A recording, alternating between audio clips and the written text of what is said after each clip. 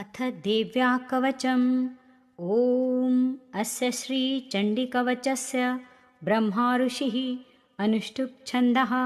चामुण्डा देवता अङ्गन्यासोक्तमातरो बीजं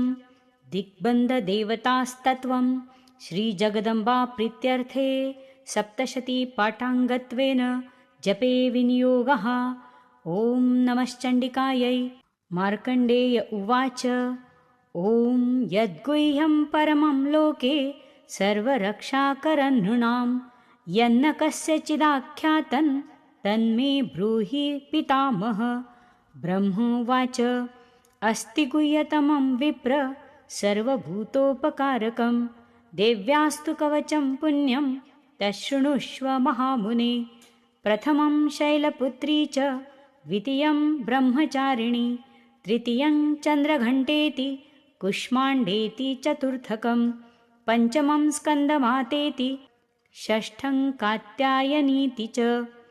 सप्तमं कालरात्रीति महागौरीति चाष्टमं नवमं सिद्धिदात्री च नवदुर्गाः प्रकीर्तिताः। उक्तानि तानि नामानि ब्रह्मणैव महात्मना अग्निना दह्यमानस्तु शत्रुमध्ये गतोरणे विषमे दुर्गमे चैव भयार्ताः शरणं गताः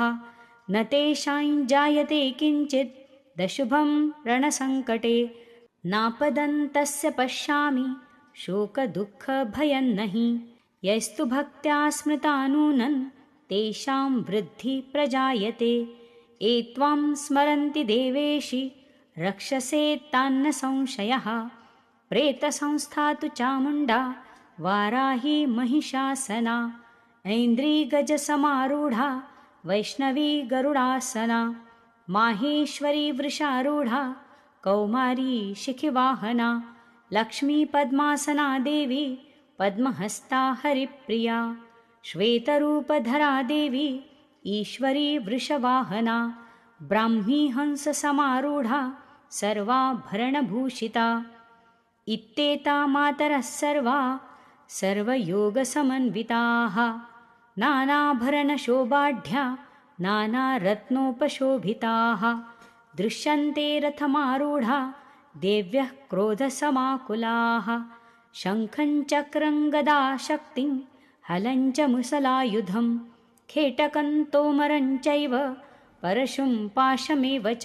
कुन्तायुधं त्रिशूलं च शारङ्गमायुधमुत्तमं दैत्यानां देहनाशाय भक्तानामभयाय च धारयन्त्यायुधानि त्वं देवानां च हिताय वै। नमस्तेस्तु महारौद्रे महाघोरपराक्रमे महाबले महोत्साहे महाभयविनाशिनि त्राहि मां देवि दुष्प्रेक्षे शत्रूणां भयवर्धिनि प्राच्यान् रक्षतु मां मैन्द्री अग्नेयामग्निदेवता दक्षिणेव तु वाराही नैऋत्यां खड्गधारिणी प्रतीच्या वारुणी रक्षेद् वायव्यां मृगवाहिनी उदीच्या पातु कौमारी ईशान्यां शूलधारिणीम् ऊर्ध्वब्रह्माणि मे रक्षे दधास्था वैष्णवी तथा एवं दशदिशो रक्षे चामुण्डा शववाहना जया मे जाग्रतः पातु विजया पातु पृष्ठतः अजिता वामपार्श्वे तु दक्षिणे चापराजिता शिखामुद्योतिनी रक्षे धूमामूर्ध्नि व्यवस्थिता मालाधरी ललाटे च भ्रुवोद् रक्षेद्यशस्विनी त्रिनेत्रा च भ्रुवोर्मध्ये यमघण्टा च नासिके शङ्खिनी चक्षुषोर्मध्ये श्रोत्रयोर्द्वारवासिनी कपोलौ कालिका रक्षेत् कर्णमूले तु शाङ्करी नासिकायां सुगन्धा च उत्तरोष्ठे च चर्चिका अधरे चामृता कला जिह्वायां च सरस्वती दन्तान् रक्षतु कौमारी कण्ठदेशे तु चण्डिका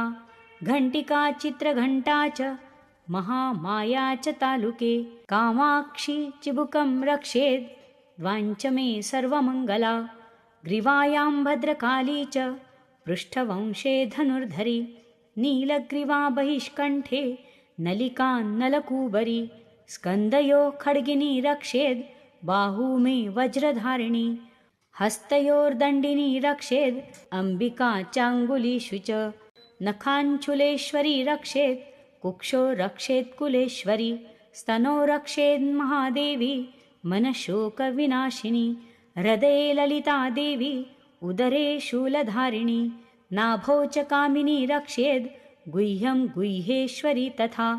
पूतना कामिका मेढ्रं गुदे महिषवाहिनी कट्यां भगवती रक्षेत् जानुनी विन्ध्यवासिनी जङ्घे महाबला रक्षेत् सर्वकामप्रदायिनी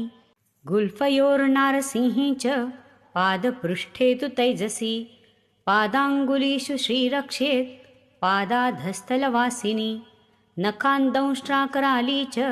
केशांश्चैरोर्ध्वकेशिनी रोमकूपेषु कौबेरी त्वचं वागीश्वरी तथा रक्तमज्जावसा मांसान् न्यस्थि मेदांसि पार्वती अन्त्राणि कालरात्री च पित्तञ्च मुकुटेश्वरी पद्मावती पद्मकोशे कफे चूडामणिस्तथा ज्वालामुखी नखज्वाला मभेद्या सर्वसन्धिषु शुक्रं ब्रह्माणि मे रक्षेत् छायां छत्रेश्वरी तथा अहङ्कारं मनोबुद्धि रक्षेन्मे धर्मधारिणी प्राणापानौ तथा व्यान मुदानञ्च समानकं वज्रहस्ता च मे रक्षेत् प्राणं कल्याणशोभना रसे रूपे च गन्धे च शब्दे स्पर्शे च योगिनी सत्वं रजस्तमश्चैव रक्षे नारायणी सदा आयु रक्षतु वाराही धर्म रक्षतु वैष्णवी यशकीर्तिं च लक्ष्मीं च धनं विद्यां च चक्रिणी गोत्रमिन्द्राणि मे रक्षेत् पशून्मे रक्ष चण्डिके पुत्रान् रक्षेन्महालक्ष्मीर्भार्या रक्षतु भैरवी पन्थान् सुपथा रक्षेन् मार्गक्षेमकरी तथा राजद्वारे महालक्ष्मीर्विजया सर्वतः स्थिता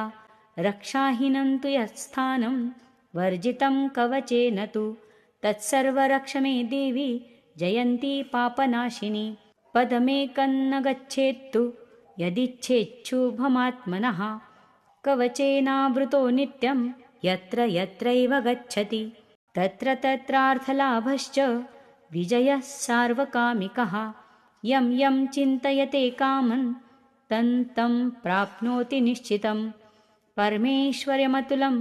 प्राप्स्यते भूतले पुमान् निर्भयो जायते मर्त्यः सङ्ग्रामेष्वपराजितः त्रैलोक्ये तु भवेत् पूज्य कवचेनावृतः पुमान् इदं तु देव्या कवचं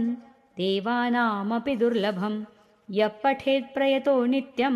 त्रिसन्ध्यं श्रद्धयान्वितः दैवी कला भवेत् तस्य त्रैलोक्येष्वपराजितः जीवेद्वर्षशतं साग्रमपमृत्युविवर्जितः नश्यन्ति व्याधयः सर्वे लूता विस्फोटकादयः स्थावरं जङ्गमं चैव कृत्रिमं चापि यद्विषम् अभिचाराणि सर्वाणि मन्त्रयन्त्राणि भूतले भूचराः केचराश्चैव जलजाश्चोपदेशिकाः सहजा कूलजा माला डाकिनी शाकिनी तथा अन्तरीक्षचरा घोरा डाकिन्यश्च महाबलाः ग्रहभूतपिशाचाश्च यक्षगन्धर्वराक्षसाः ब्रह्मराक्षसवेतालाः कुष्माण्डा भैरवादयः नश्यन्ति दर्शनात् तस्य कवचे हृदि संस्थिते मानोन्नतिर्भवेद्राज्ञ स्तेजो वृद्धिकरं परं यशसा वर्धते सोऽपि कीर्तिमण्डितभूतले जपेत् सप्तशती चण्डीं कृत्वा तु कवचं पुरा यावद्भूमण्डलं धत्ते सशैलवनकाननं तावत् तिष्ठति मेदिन्यां सन्ततिः पुत्रपौत्रिकी देहान्ते परमं स्थानं यत्सुरैरपि दुर्लभं प्राप्नोति पुरुषो नित्यं महामायाप्रसादतः लभते परमं रूपं शिवेन सह मोदते शिवेन सह मोदते इति श्रीदेव्या कवचं सम्पूर्णं श्रीजगदम्बार्पणमस्तु।